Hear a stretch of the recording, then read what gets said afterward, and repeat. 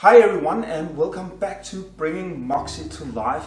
It's been almost a year since my last video about this project, but it's finally back on track. Today I'm going to give you a complete update on the project, share with you all how I smoothed out all of these amazing parts and prepared them for painting, and of course tell a bit about what's next in the project.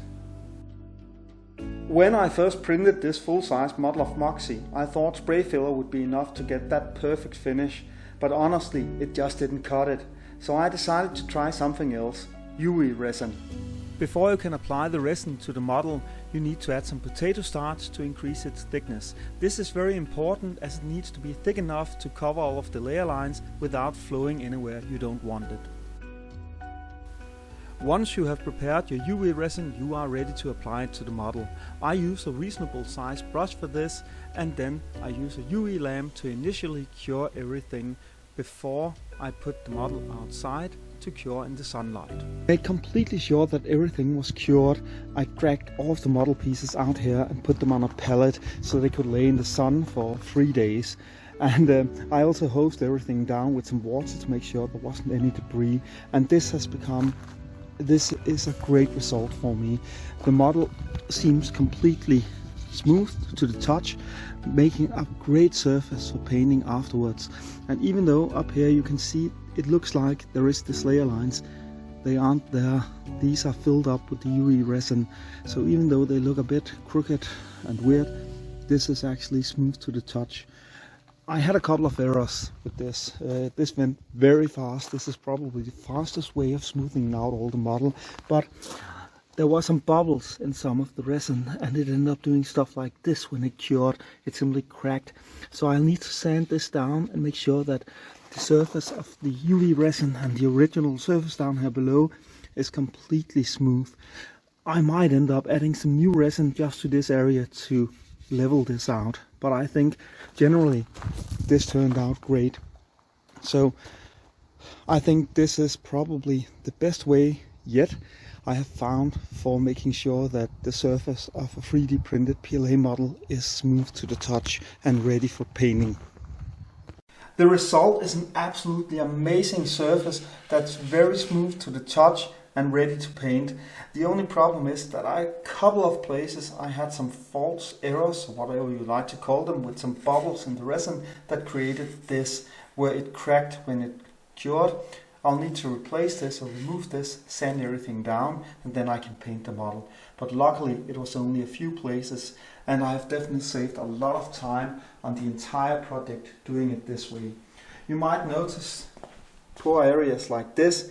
This is completely deliberate because this is an area where two pieces are connecting together, so there's no reason for this to be perfect for painting.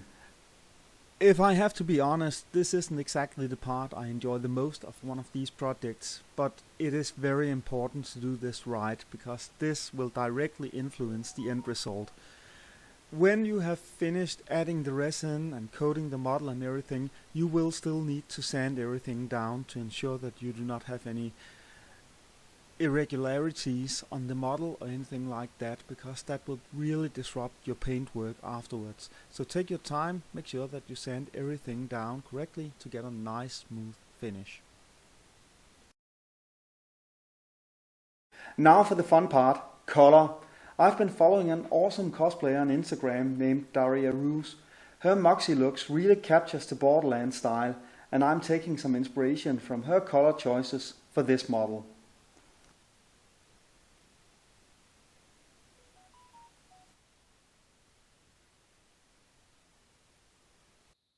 I have finally managed to sand down all of the parts and everything is ready for painting.